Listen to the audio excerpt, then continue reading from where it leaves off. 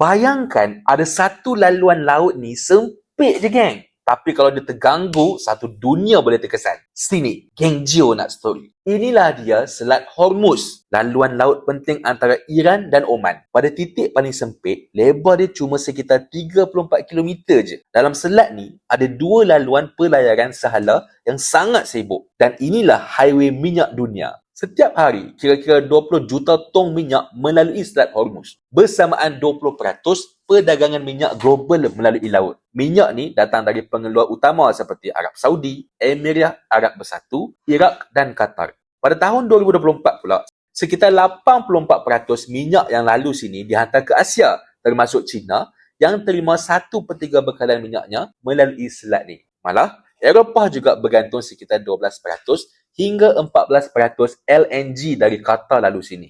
Tapi sekarang, keadaan makin tegang. Konflik antara Iran, Amerika Syarikat dan semakin meningkat menjelang 2026 ni.